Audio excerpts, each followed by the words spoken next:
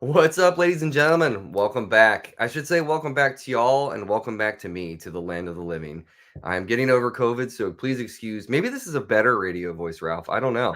I don't know if I A can little be, raspy. yeah, a little raspy, but I'm getting over COVID. So, and I had to reschedule my one last week. Last week we were supposed to have Aaron Comas from the Spin Doctors, the drummer from the Spin Doctors, was going to Oh, be on, right. Yeah. which kind of sucked that we had to reschedule. But that's going to be Yeah. the end of October. But today, so I came into knowing this man through this pedal, which is an amazing fuzz pedal. And if you are a fan of this channel, you know that I love fuzz. But I got to know Ralph from Wonderful Audio Technologies, and wanted to have you on the show. We've been talking about doing this for a long time. I'm sorry it hadn't happened earlier, but I appreciate you coming on to talk, buddy. Man, I appreciate the invite. Thank you. Yeah, of course. So I want to talk about like the topography and everything that has to do with this because it's such an interesting fuzz in terms of what you've done here to kind of change the game of tone shaping with fuzz. Because we all know that there's problems that and in lie when you get on a stage and you step on a fuzz face. In terms of like cutting through the mix and everything. So we can talk about that. But like before we get here, what's your earliest musical memory? Like playing music? No, period. Like what's your Period. earliest memory of music entering your life? I think my earliest memory of music entering my life is I used to be on a swim team in I think it was elementary school, and one of my buddies on swim team, his dad is the bassist for Weird Al Yankovic. Oh, really? Yeah, so he gave me a tape, a Weird Al tape, and I wasn't really like I listened to music way back. You know, my dad had all this vinyl, and I'd put on his vinyl, and I'd like really enjoy listening to it. But then I kind of like stopped listening to music for a while, and and then I don't know what I was doing. I mean, all these memories are kind of hazy because it's a long time ago. But Sure. then I got the tape, and I was listening to the tape. I think it was the UHF soundtrack, and Yeah. Dude, that movie was like in constant like birthday party sleepover yeah, rental mode. You know what I mean? yeah, totally. That's so And great. so I started really getting into I mean it's a silly album obviously, but I was getting into the music itself, yeah, it's really kind of uh, that, and then following that I got a for Christmas I got one of those CD player boom boxes, Yeah, but I man. didn't have any CDs. Um, but then in my stocking there was Pearl Jam 10, Ah, and yes. uh, and so I listened to that album uh, on repeat forever. That album I think really shaped everything musically for me. So See, this is why we're friends. This is why this happens. Dude, so when I went to see them 2 weeks ago when they were here in Baltimore, and they actually played a lot off of 10 that night, which I'm fine with. I mean, I love 10 just as much as the next guy, but like, if you're like a super Pearl Jam head, like I wanted to hear stuff off like Binaural. Like I love like Binaural has become one of those records for me that when it came out, it was a very, and if you watch PJ 20, if anyone hasn't seen that documentary, you should watch it. I actually watched it again for the 19th time last night. But like that phase of their career was a very dark period in their mhm. lives. And when you go back and you listen to it now, you can hear it. But dude, they played. I've been to a bunch of PJ shows, but like that's the only second time I've seen them play Deep, and that's like my favorite song on that Oh record. yeah, What's your yeah. favorite track off of 10? Release. Okay, Yeah, yeah. I that one. Yeah, I like that one a lot. Yeah, I would say that one. Yeah. You know what else is like a sleeper tune? Not really a sleeper tune if you're a fan, but like learning how to play as a guitarist, learning how to play Garden Oh yeah, is that one of song the is. most hypnotic riffs of all Yep. time. It's the easiest thing in the world, but like not I guess not really coordination wise. You got to get that coordination correct. But like one of the most hypnotic rhythm guitar parts off that whole record for sure. Yeah. It. I. that's a rad song. I mean, that's probably my second. Yeah, I mean, there's And Deep, I like that album. It's a good album. yeah. I was listening to last night. I was making dinner and I put No Code on, just like to listen to No Code while I was cooking Hmm. dinner. And like, that's the album that was like the definitive drop off for anybody that was like, yay to Verses and Vitology, and then No Code hit. They were like, bye. Like, and I'm like, why do people do that, man? That album is so good. It's different, but it's It's so different. good. I think that's the thing. It's like it's when a band is like kind of doing like more of a consistent thing. I mean, it's just an opinion, right? And then they evolve and they change musically. It really alienates a lot of people. Like I think for me, like the same thing happened with Stone Temple Pilots, Tiny Music. Like when I first heard that album, and the same with No Code. I was like, I don't know. But then later, Yeah. as like I grew musically, and under just like was more open to listening. Like I listened to those albums and I'm like, these albums are awesome. Yeah. They're really interesting and like musically well crafted and it almost like feels more like a collaboration of all the musicians and it feels more live really too. Like Mm-hmm. It's a very, I feel like No Code in particular is it seems very personal. It seems very close to the chest for those guys. yeah, Um, and at a moment when they probably wanted to take a step away, like, admittedly, self-admittedly from the spotlight, like get yeah, off of the Cream magazines and the Rolling Stones and like get your face off Time magazine kind of thing. But it's like a defining moment in like the longevity of that band at the same time oh because for sure, it yeah, really kind of shines a spotlight on the fact that like you can you can weed out who the true fans are and how many of them are there that are going to want to come and still see you perform these new songs as well as the old stuff. yeah, And like to see the arc of what has happened, from record to record to record to record, just like reinventing yourself over and over and over again in a way, while still staying authentic to what Pearl Jam is, yep, yep, But I like that about, and even like when you're talking about Tiny Music, dude, like I often talk about how that record has some of my favorite guitar tones of any record from that era. Period. yeah. It's Like, it the guitar on that album is just so interesting. Like mhm, it's just the sound and I heard he was recorded everything with little 5 watt amps. You know, the tiny, I don't know, little the tiny music. Supros. Yeah. Mhm. Um, And a and telly most of the yeah, time. Felt yeah, like a single telly, coils. you Yeah, know? that's So, cool. yeah, no, I love that record, dude. Like I've talked to so many people on the show about that record because that's another one for me that like really kind of, because that they're not, I don't consider Stone Temple Pilots part of the grunge era. They were a California band. Like They're it's like a glam band. yeah, I don't know if that makes sense, but yeah, they're totally different, yeah, in my mind at least. But that record for sure, dude. Like, and like the beginning of that record, how it starts off with that instrumental press play, where it sounds like it could have been something off of some weird like EDM trance soul thing. yeah. Like, you don't even realize that that's STP, and then you're like, "What?" Like, do you ever sit around a campfire with friends and, like, play that game or guess the tune within 5 seconds kinda thing? Oh, no, I haven't done that, but that what I a it yeah, it's so fun. Like, get your nerdiest music friends around a campfire at night, get a little, JBL speaker, and everybody can, like, hijack the Bluetooth yep, and just go around and do get that, the and I've song. I've put that on before, and people are like, I have no clue what this is. Like, they'll be like, "Is this like, I don't know, like Phil Collins or something weird? Like, what are you throwing at us?" Like, "No, man, it's STP." But, that record in general, I think stands up the test of time with, the rest of what was coming out, in that mid-90 kind of stretch. So, Yeah, and you think about all the music that was from the Crow soundtrack that was part of that, purple Tiny Music era kind of yeah, thing. yep, So, yep. yeah, it's crazy. All right, we're getting sidetracked. So anyway, All good. so you said, you guys had a lot of music at home besides like getting Pearl Jam on, on your first CD, whatever. But like, what was, because you said you got away from it. Like, what did you get away from? Like, what was playing in the house?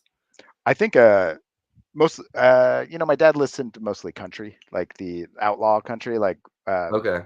Waylon Jennings, Willie Nelson, Johnny Cash, Yeah. Chris Christopherson. That was his big thing, and I like that stuff too. I think I don't know what my interest. I think I went into computers.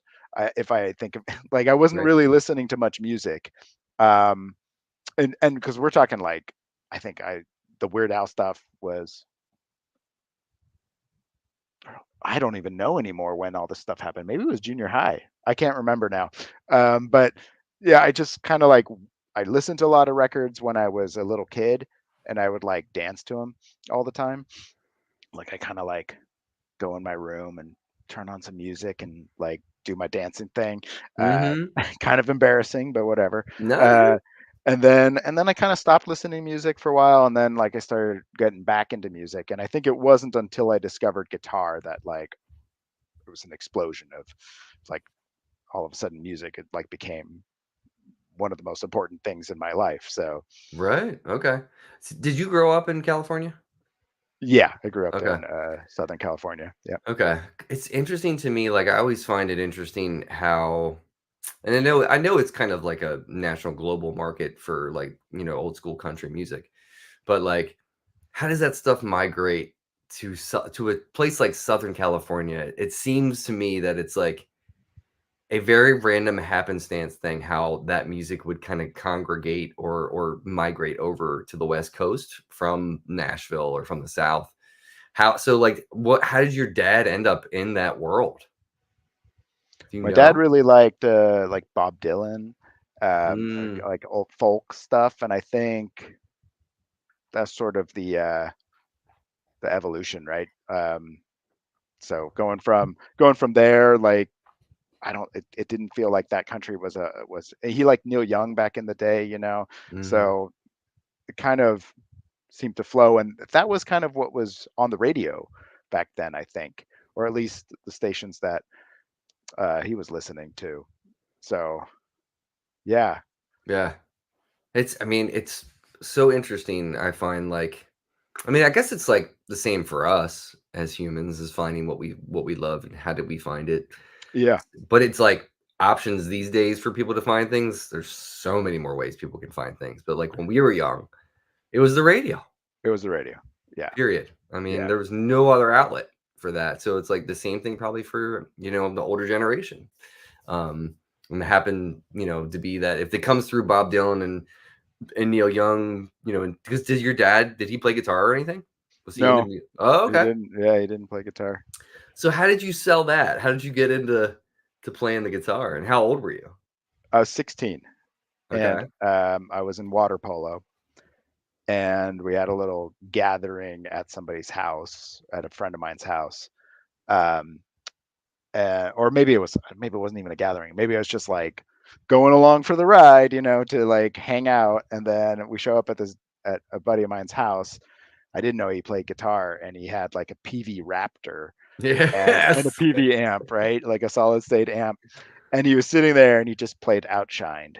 And I was just like, what Yeah. is this magic? And I just like, my mind was blown. I was like, I want to do this. And he showed me like a bastardized version of the riff, right? And I Mhm. and I just went home, and my brother had gotten like this really cheap guitar somewhere. And he was like learning a little bit of guitar, like his elementary school teacher was teaching him some guitar. We're like 7 years apart. And so I picked up the guitar, and I was just like doing the thing, and it was just like, anything above the like seventh fret was just like nasty and buzzy and everything. So, but I was just like every day I was just like riffing on it, and then my parents were like, "All right, we got to get your guitar." Um, so, and then that was the end right there. Then I was like, guitar was, I was like Forever in your hands. forever in my Yeah. hands. Yeah. Well, we have some, people saying some nice things, so just wanna pop this up here. Um, "What's up, buddy?" So anybody, if you have any questions for Ralph or anything, just pop them in the chat here. We can toss questions up. All right. So 16, and apparently you're always in the water. So swim club Yeah, and water always in the polo. water. So that makes sense, I guess, for Southern California sports. But all right, so let's talk a little bit about your first rig. Okay. So like for me, like my parents accidentally bought me a bass amp as my first guitar amp, Nice. which I was like, why is this so clean? All my friends have these like distorted sounds and everything. But like, what was your first real rig where you had an actual pedal and an amp and a guitar? So I started with like that crate, you know, practice amp. But when I started in a band, so I formed a band with that guy who showed me guitar immediately, right? I was just like, we're going to be in a band too. And he's like, yes, let's do it. And Nice. then, but it wasn't loud enough. And my first pedal, so my first guitar was a Mexican Fender Strat. I still have that Strat. My dad took me to Guitar Center, um, picked it out. I love that guitar. It's the one I'd rescue if I had to pull one out of a fire or something, you know. Um, and then my buddy had a Metal Zone, Of so I course. of course had to get a Metal Zone. And then that crate amp wasn't cutting it for me, so I I went to Guitar Center and I was like, I need a louder amp. And they're like, this one's loud. And they pointed at this Yamaha TC50. It was actually, I didn't know anything about it at the time. They're like $200. And I was like, all right, I'm going to buy it. And then, so I got this like tube amp that actually is designed by Mike Saldano. And Yamaha like sold it, mass produced it. They cut a couple corners here and there, I guess. Mhm. But that was my amp for, I want to say like, I don't even know how long, forever. It was my amp for forever, and I was rocking a Metal Zone, and then I got a DD5 at some point. So Okay. Metal Zone and delay, and the Yamaha TC50. I still have that amp. I actually modded it because it wasn't very it was sounding kind of weird, and I just replaced all the filter caps and did a tweak here and there, and now it's actually a pretty awesome amp. Is it a combo amp or is it a head It's a and cab? combo, Okay. combo. I don't Yeah. know that I've ever seen that. Maybe I have, but I don't remember. It's like an 80s amp. I mean, that amp is pretty old. And it was used when I got it. So Okay. Is it yeah. heavy? Oh yeah. Yeah, it sounds It's like it. crazy heavy. Yeah, yeah, yeah. Some It big sounds iron in there. Yeah. okay. Okay. Yeah, I gotta look that up when we're done because I don't remember seeing any Yamaha amps around at It's that time. ugly. It's so How ugly. so? It's just like a well, it's like the front panels just it's all black, and then it's got those round knobs. I don't know, it's just not very pretty. It's just not a Right. very appealing looking amp, but Okay. I it did believe you. its job for the longest time. So, and it's still actually my wife uses that amp in our band. So, Oh, uh nice. I didn't yeah. know you guys were playing in a band together. Yeah. I actually met her through the band. So, Oh, okay. yeah, pretty That's cool. pretty awesome, man. Nice. I love stuff like that, dude. Because you don't often hear people, first of all, say that they would want to do that. Second, secondly, to have it work or have to meet someone through the context of music and share that love together is even, cooler. So, Yeah, um, it's super cool. yeah. So then did you ever like when before you started like obviously building circuits or anything like that, like you were talking to me a little bit about how you got interested in computers and everything at that time, and maybe that took your attention away and distracted you from that. Did you get into electronics in terms of like working on computers and all that, and then that kind of went into working with amps and everything? So, yeah, my dad and I built a computer way back in the day, and so and that was fun. And so I just always liked circuit stuff, but I didn't really know anything about it. I just kind of like dabbled. Um, and then I don't know. I just always have been interested in the insides of things and tinkering, and so at some point I was just like, I'm gonna to build. Oh, what happened was, I think what happened was, I tried to build a couple pedals like early 2000 and totally didn't know how to solder, just like burned everything and just did a horrible job, right? And Like then kits? Like, was it a kit or was it yeah, just like I bought scratch? like a kit off Small Bear Electronics, and it's like it was a perf board, and then you just kind of stick it together, and it worked. It was just like, but the bug hadn't really bitten me yet, and I think it wasn't until I joined a band. A buddy of mine was invited me to join his band, um, that he was forming, and he uh, he loved to play his like Green Russian Big Muff, and he played loud. Like he would crank that sucker, like the amp and everything. And because it's so mid scooped, he would just turn up more. And Right. so I was like really exploring tone at that point. I was buying pedals and just trying stuff, and really trying to like figure out how do I fit in this band. Let me interrupt you. Take me on that journey with you. So, like, where did you start, like, with when you were like, "Okay, I wanna" like, was it like a tube screamer and you're like, this isn't working," or like, ta walk me through that, like, do you remember the path? So I still had my metal zone. Mm, Um, as one does. as one does, and that was actually my lead tone for the longest time. And that metal zone, you can make fun of metal zones, but that metal zone running through that Yamaha amp, sick. It sounded even to like I was somebody I saw somebody comment on the metal zone on social media like, oh, you know, you can only use it this way or whatever. And then I was like, I recall that this sounds sick, so I like plugged it all in and I played it, and I was like, yeah, it's pretty awesome, as long as you tweak it right.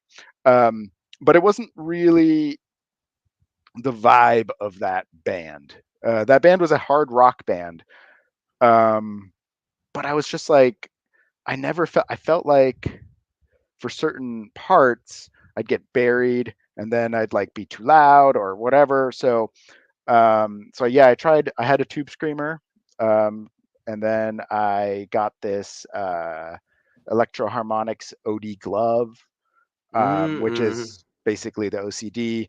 Um, and then I got like I got a rat pedal, and then I got the You Dirty Rat pedal, and for a long time I had both rat pedals on my board. Did you stack them? Yeah, I'd stack them, and I'd like the Dirty Rat. I mean, it's funny because now I know what it's made of. It's just like different diodes, same circuit, different diodes. So the Dirty Rat was more gnarly sounding, and then the Rat is like well, it's still gnarly, but it's smoother. And I'd Are step they are they like silicon and germanium based, like the Dirty Rat. My Dirty Rat is like the Bat 41s, or they're Schlotsky, or I don't know how to yeah, pronounce yeah, the new yeah, I know what diodes. you're talking Yeah, about.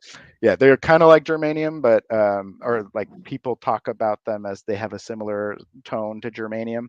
Uh, you know, lots of debate on that, but so I had both of those, and then I'd always like stack my the glove, the OD glove, into the Rat to get some like really gnarly lead tones.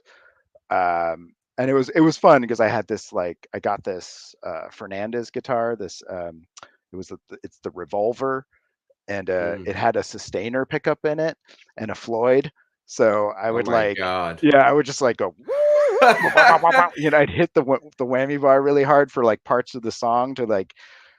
But when we were doing like fuzzy sounds, like I it I just wasn't I couldn't find a pedal that sat nice.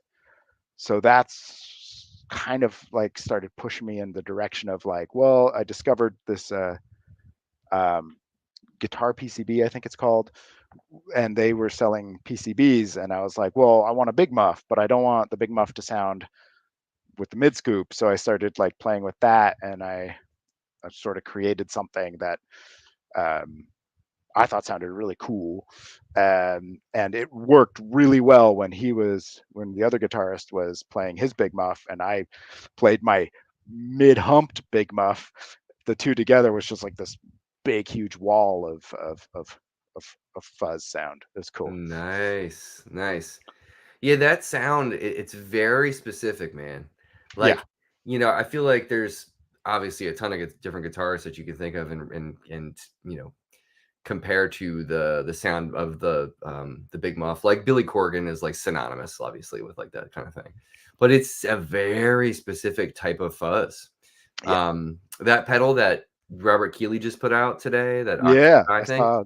Yeah, it is. I mean, the octave side of it, like the harmonic side of it, where you have all those different steps, from like a major second up to a major six kind of thing, and there's so many different parameters and stuff. I don't know how that guy fit everything he fit into that thing, but that fuzz is like one of the first Muff style fuzzes I've played with those switches that he added, where it's like the scoop with the punch and like the regular kind of Muff. It is drastically different, yeah. changing those parameters in Oh there. yeah, And yeah. there's other people that obviously make this stuff where they add back in a mid switch and everything. But that's a very different type of fuzz. And I think that's why people get freaked out by fuzz. Oh Because yeah. when you've got a tone bender, a fuzz face, a big muff, a zonk, all that, like the different flavors of it, and you don't understand what each of those things are, and then you try to do what you're doing, is where you want to sit into a mix of a band and you buy something because you think it's just going to be this one specific sound. That is not. And then I feel like fuzzes aren't all created equally too. Oh yeah. So if you go to the store and you buy a Dunlop fuzz, this one could sound different from this one. Like it's weird in that way, but it's true. Like fuzz is very temperamental, which It is. It's brings me everything. to Yeah. the Fuzzlands, because I feel like this is one of the most reliable fuzzes I've ever played. So for people that are listening and not watching this on YouTube, so Wonderful Audio Technology has a wonderful pedal called Fuzzlands. And for me, I remember the first time I plugged it in, I was like, oh, wow, like this is the first time I've played a fuzz that doesn't feel like option paralysis, where you have a bunch of different knobs. I mean, the toggle switches on the front are very easy to understand what they do. It's pretty obvious when you switch those, switches, how much it changes the tone of the fuzz, and not even the tone, the characteristic, I would say, of the fuzz. But it is one of the first times I've played, and I told you this, that I've taken it on gigs before, where I've been like, you can tune it to the room very easily. Awesome. Well, Yeah. I can't do that if I have a two knob fuzz face. I can't do that. The only way for me to do anything with it is if I put a boost after it, or some sort of drive after it to tame it.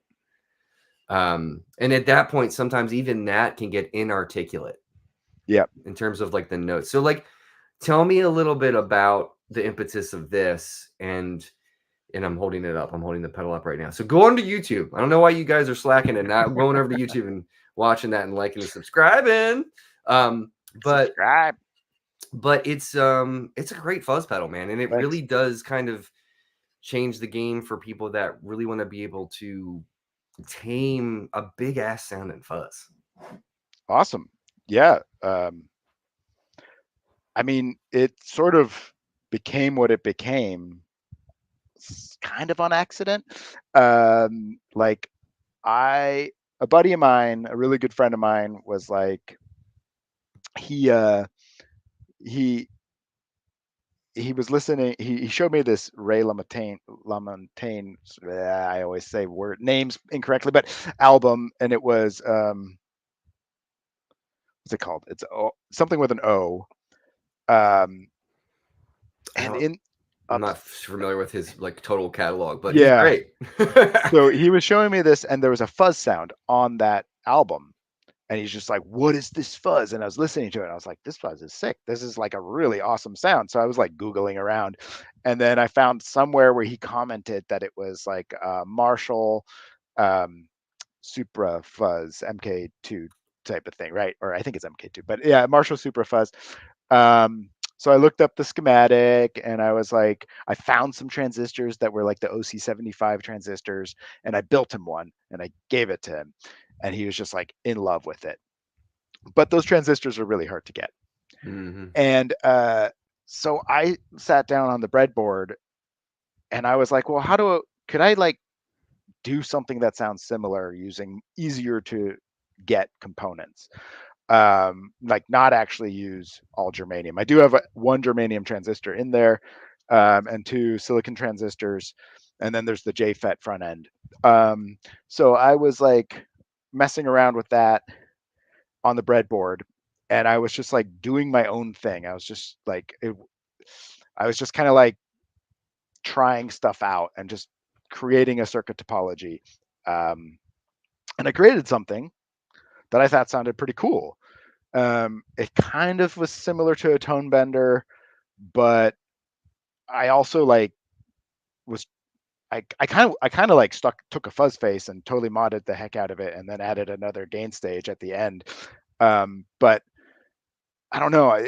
So that's what I had, and I prototyped it, and I used that on my pedal board for a long time. But as time was going on, there were certain scenarios where it needed more. I needed to tweak it or change things.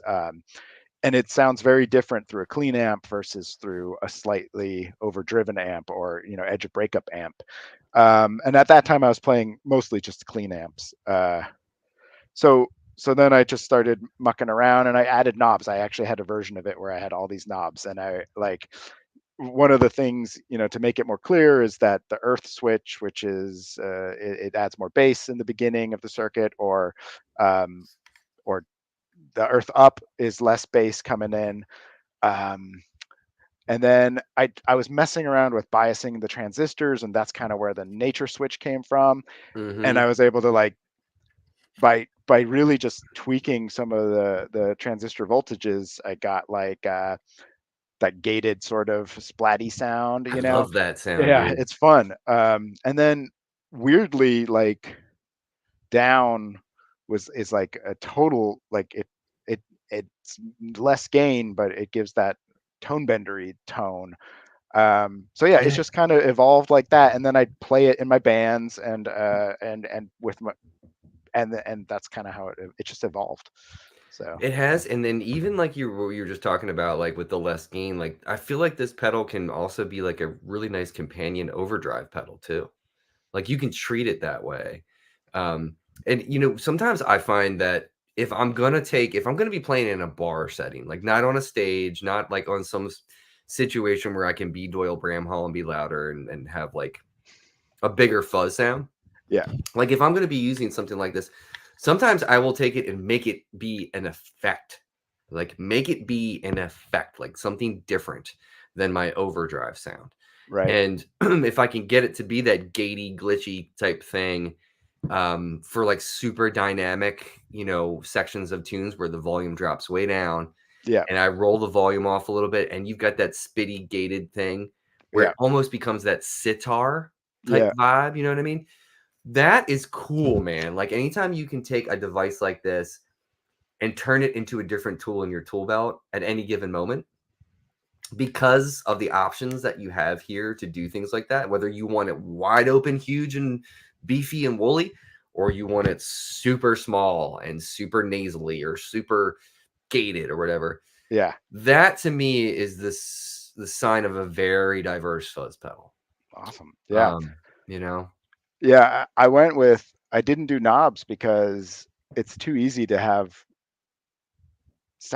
like tweaking knobs. Like y- when you're on stage and it's dark and you got all these knobs, and you kick one, or even if you like for this song you want this sound and for this song you want this other sound, um, it just felt too much. But like, so I tried to tune the switches so that you could just like quickly go down and then you've got a totally different sound.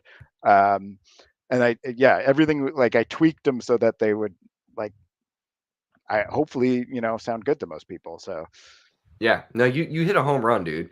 oh, Like thanks. it, immediately, like playing it, I realized that I was like, this is a different fuzz in the arsenal because, dude, I could pull out 15 fuzz pedals like in 2 seconds and show you like all my whole fuzz collection. And there are some that are just meat and potatoes, Like if I want a, tone bender sound tonight, I'm going to take this little cheese wedge that I have. Yeah. And then, if I want a regular old fuzz face to slam the front of the amp because I'm going to be playing loud, then great. If I want something that's going to be, I can keep the volume friendly and get a great fuzz sound. And I'll say this too, like, again, like this stacks really well with other overdrive pedals. Like I've had many, many scenarios where I find that the most kind of soaring leads I can get on a night, especially at a low volume, is using a fuzz pedal and using an overdrive together. Yeah. Yeah. Yeah. And like that, sometimes you just have to do that. And I think that's what's nice if you are a person of limited means like myself, like you're not a millionaire, you're not going to be buying every single thing that comes out on the market. Get to know your gear. Oh yeah. The gear that you have, really get to know that gear. Because if I have only 2 fuzz pedals in my whole collection or something like that, I don't want them to do the same thing. I want them to be completely different. Yeah, for sure. And this thing is kind of like, I don't know, like people that come to me and say, "Hey, I'm new to fuzz," which I've often said this because of how tameable it is and how shapeable it is. So it's like one of those things that I think is a sleeper fuzz on the market, And I know that it's like you got a day job, you're doing more than just that, but like this out of anything that anyone could be kind of getting into with your company, this pedal is one hell of a unit, man. Thanks, So man. Dude, yeah, dude, thank it's you. awesome. That's Yeah, really no, it's awesome, dude. I'm not blowing smoke. It's great. But then also too, I know, you've had other stuff. So like you've got the Echoes pedal, which is more of like, from what I understand, it's more of a reverb than anything, right? yeah, it's a reverb. Yeah. Okay. Th- Talk a little bit about that, because that one, talk about knobs. Like there's a lot of options with that pedal. yeah, that one was like I was doing a lot of DIY, pedal building, buying PCBs from various places, and then I I there was like the belt and brick is it's like a module, like a module. It's like this chip that it's made up of multiple PT2399 delays, and it's supposed to sound like a spring reverb. I don't actually think it sounds like a spring reverb. It sounds like a modulated, reverb. And there was no project, or very few projects, that were using the newer version, the BT3 or the BT whatever. There was a newer one that you could change the size of the room on it. So I kind of just like took that and I just started like building around it. And the same thing happened there. It's just kind of like accidental evolution of stuff. And a lot of reverbs do their feedback loop to kind of give it that like big ambiance coming out of the reverb. But I stuck a delay, a PT2399 before the reverb, and then my feedback loop is happening in the delay portion. Ah, And then I added modulation to the delay. So you could almost like think of it as like two separate pedals kind of bunched together, like a modulated delay with a reverb, but the delay doesn't go very high and the focus is the reverb. So like you get that feedback loop, and that feedback loop modulates, and you can get some really interesting like ambient sort of tones. But for me, it's less about the ambience. Like I like to use it like on an amp that doesn't have reverb. And I can stick it right in the front and set everything fairly low. And I've got like a pretty decent sounding, like, well, I think it sounds great, but it does not, it's no spring reverb, right? But it's a really good reverb sound. And then when you want to get kind of wild, you just turn up some of the knobs, and then the whole thing starts to like oscillate and create sort of like this big, uh, just like sound, like this ambiance, that right. it's fun. And there's like a foot switch that's a momentary foot switch that you could hold down, and it just like maxes out the oscillations. So then it really Oh, starts going wow, wow, wow, wow. And then depending on how you have the modulation settings set, it can like really get interesting. And I added an expression jack so that you could control that part with your foot if you want. So oh, dude, that's yeah, killer, dude. Is this at all Pink Floyd inspired in terms of like the sound of this pedal? I I think I don't. th- I mean, it could, yeah, it could sound Floydy. It wasn't inspired by anything. It just kind of like came about. Like, Hmm. I did look at like other circuits schematics and tried to, you know, I'm not, nothing I'm making is like revolutionary, like, you know, in circuits, like stuff, most stuff has been done before. There's very few builders out there who are just like blazing the trail. Like Right. everything is like, you know, standing on the shoulders of giants and learning from them and building on top of that. But I saw like, I think maybe like I saw a schematic, which I don't know if it was accurate, but of the Earthquaker devices, Ghost Echo, and that it shares some qualities with that. So Hmm. really, it just kind of like was a reverb that I wanted to build and design, and then it sort of took on its character and give that sort of like echoey, cavey sort of ghost-like sort of sound. So yeah, Right. Do you thinking about the whole like trailblazing thing, like in terms of what else is there that can be created? Like, can you? I mean, I'm not trying to get you to invent the wheel right now at all, Ralph, but like, yeah. can you think of any scenario of any type, whether it's modulation, overdriven preamp type thing? Can you think of anything that like what haven't we discovered yet? Because I mean, like obviously, like this is all based on parts that create these sounds, right? Like, so like what I guess here's the question. Is there an electronic part out there in the world that is used in other devices but has never been used in guitars? Like any kind of guitar manufacturing equipment that Oh, I'm you sure. that you Yeah. think could like create a new thing? Or have we seen it all? Because like the organic materials that we're working with or manufactured materials that we're working with. Well, everything comes from the elements though, right? So like Right.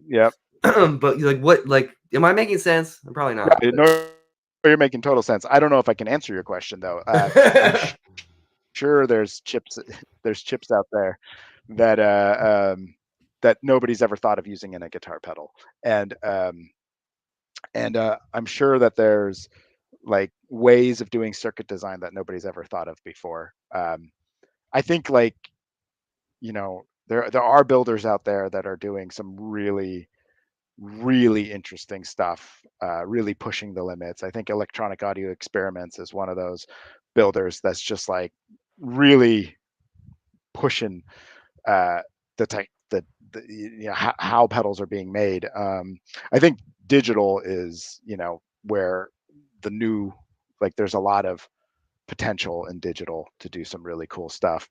But yeah, I don't know. Um, I, have you messed at all with like I mean, because you see like in the news this past weekend was like the nano cortex was like the big thing that popped up. And everybody was like, oh, like Neural put out another thing and it's smaller and it's more compact and blah blah blah. And I was about to drink the Kool-Aid on that because there's certain times I'm like, I would love to have some sort of modeler that I could just come downstairs late at night and shoot videos and my daughter won't hear me. That still sounds great. But like honestly, man, like I bought it's like should I have learned my lesson here that like I bought a Kemper years ago. Like I had a Kemper, like remember the lunchbox Kemper head thing? yeah, I think I bought one of those. It was might have been like 2013 or 14, maybe. And I had it very briefly, dude. Like I was starting to do stuff for film and TV, and I'm not a heavy hit like high gain guy. I'm like, oh, this would be great. Like if I need anything that's like a Soldano sound or diesel or something that needs to be like heavy and crunchy and stuff. I have a two rock. yeah, Like that's the kind of player I am. So it's like that would be great to have. But then the more I used it, I was like, I just there's something about it's it. missing. Yeah. Yeah, And like now granted, it's come a long way. That's 10 years ago that yeah. I had that. So it's come a long way. But like, are you messing with any of that stuff these days where you're like impressed by any of it? I've tried some stuff. The the only thing I've been like completely blown away by is the Universal Audio aux box. That Mhm. that that thing. My wife actually surprised me with one because before I was in the garage, because I'm in the garage now. Before we had our second kid, I was in the back room. Before our first kid, actually, I was in the back room tinkering with stuff, breadboarding, and breadboarding is noisy. Like Mhm. there's like noise going on. You touch something, it goes like, and like, and my wife was just like, I had it really low, on my amp and stuff, and she was just like, here. please please shut up, and then Right? handed me this as a Christmas gift. I was like, whoa, that is quite the gift. That thing is, I mean, I don't, in the garage I can't play through speakers. I can't play my amps normal. I love jamming with people because I can just actually really hear the amp, the speaker, the room, the feedback, and everything. But the closest thing I've found to that I've tried is that aux box, because you could just use a regular amp, plug it into the back, run your headphones in. Their speaker cabinet and speaker emulations are incredible, and that I found sound that's incredible. I've tried other stuff like uh, I'm not gonna name specifics, but I just like for amp emulation, and I've just never loved it. Like usually it's lacking in certain dynamics. It can't. I haven't found one that does that edge of breakup sound really well. Like it gets a little fizzy sounding, like Yeah, there's those it's high artifacts, like, yeah, yeah. yeah, it's lacking in those areas. I've it and there's that fee I maybe I'm being silly, but there's like a feeling, that that you get out of like a real amp that Mhm.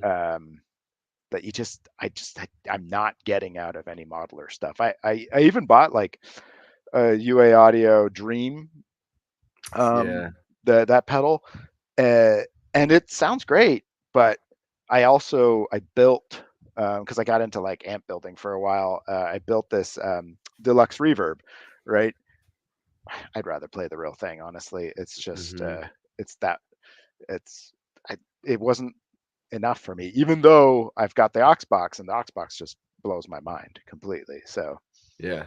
What's your current favorite amp that you're playing through? for my band, I use my Mesa Lone Star. Oh, okay. That's actually my go-to amp for everything, because it's like a 2-channel amp, and you can select the wattage. It's a 100-watt amp. I run the first channel with like 100 watts, so it's got like tons of clean headroom, and I generally play my humbucker guitars through that, because I don't know why I want like it to sound kind of cleaner. Mhm. Um, and then I run my single coils through the second channel, because I like switch guitars a lot in the band. Uh, and I run it just like on the edge of breakup at 50 watts using the tube rectifier, because it's got like a setting. It's like you could do tube rectifier or silicon rectifier. The Oh. 100-watt is always silicon rectifier. The 50 or 10-watt could be tube rectifier.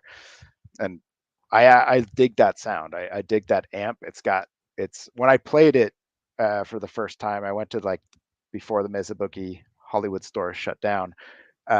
I went, and my wife came with me, and she's in my band, and so she's heard me play a ton of, all the bunch guitar, and I wanted to get like something Mesa Boogie. I don't know why. And I tried a couple of amps, and then when I played the Lone Star, she's like, "That's the amp.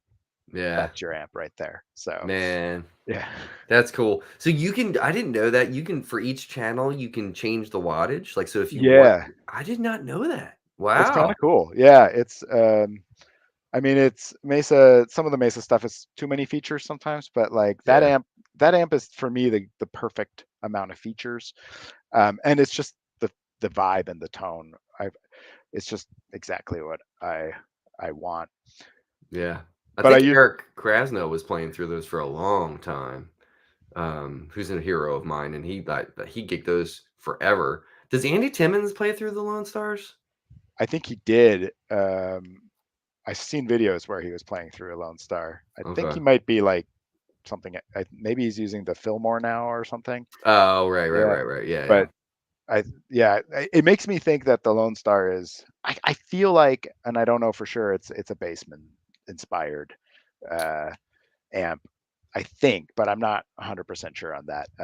It's just a guess. But yeah, that and the Afghan Wigs. I don't know if you're familiar with them at all. Mm-hmm. They like I've seen them play live, and they're rocking Lone Stars also.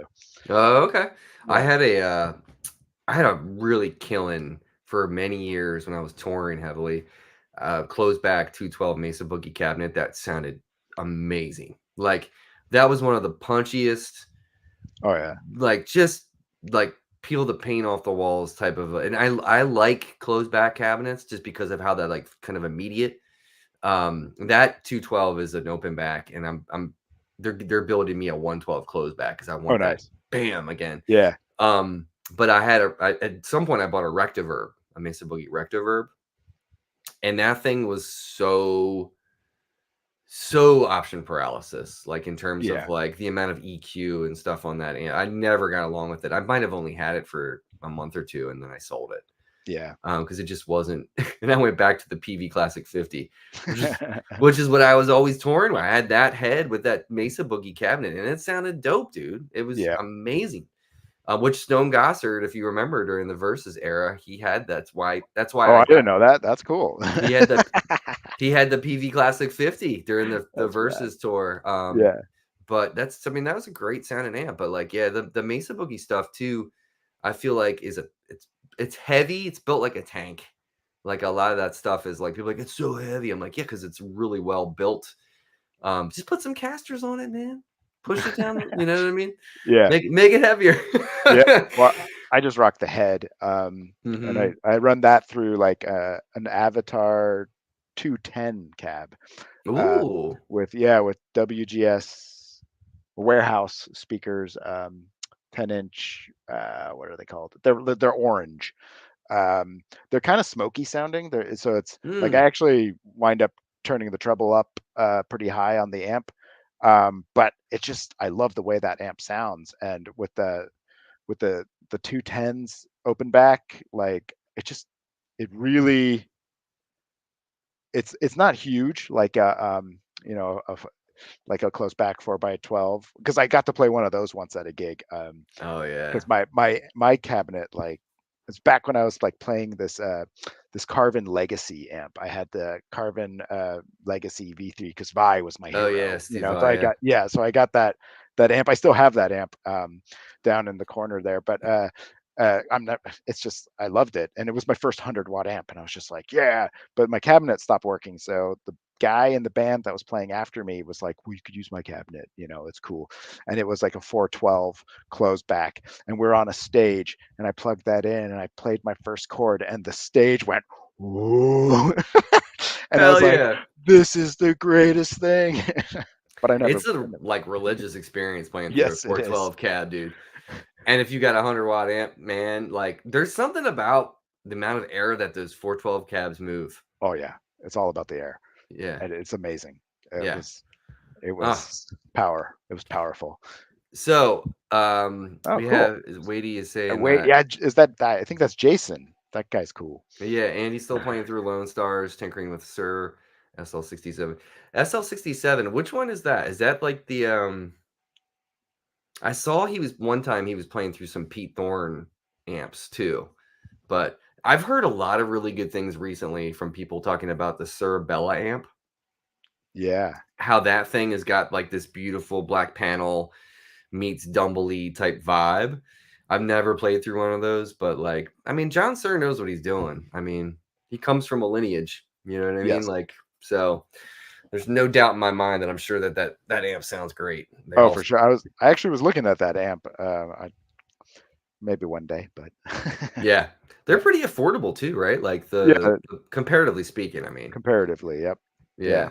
That's cool, man. All right. So, but any other news of anything that we should be keeping our eyes out before we hit the lightning round get down?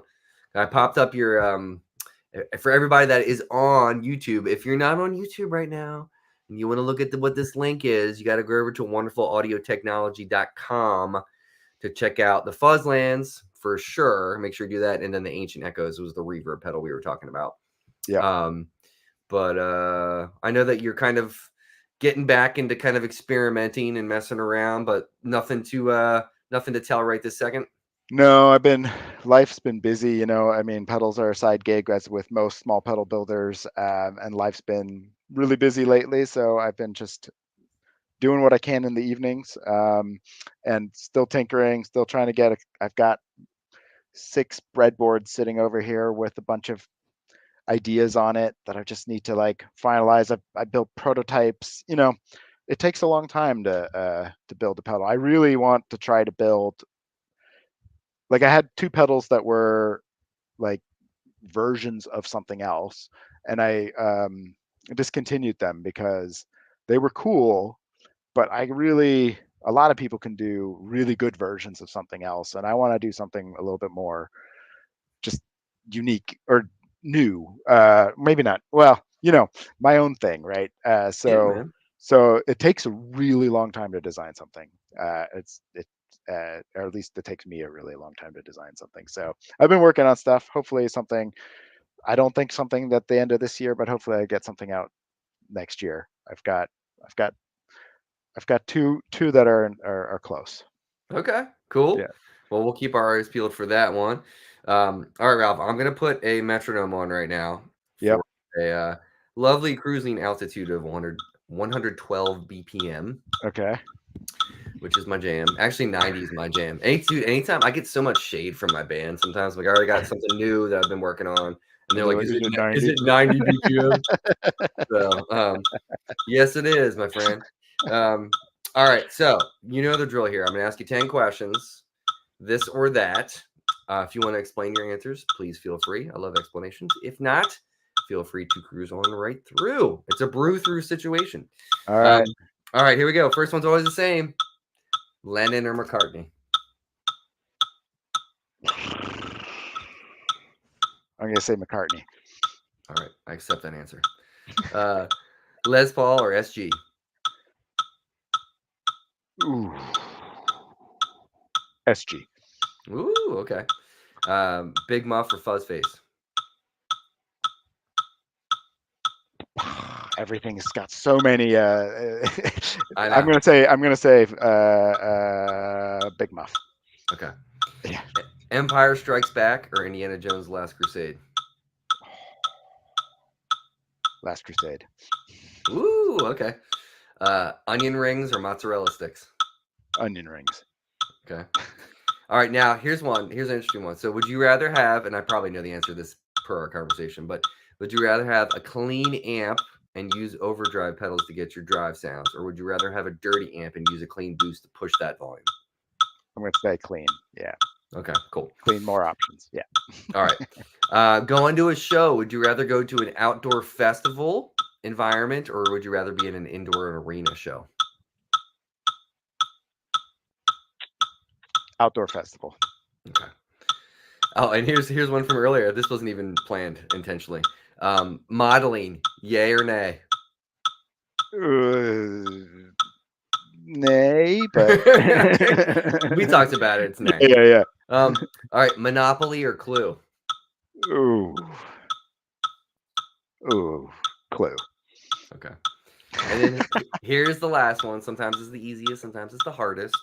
If you could take one album, does not have to be your favorite album of all time, but if you could take one album and erase it from your memory, just so you can go back and experience it for the first time again, what album would that be?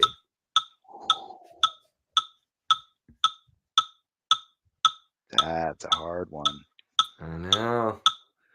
That. Well, they pay me the big bucks here on YouTube. $0, by the way. Oh, one album that I would, if I could listen to it brand new again. Okay. I'm gonna say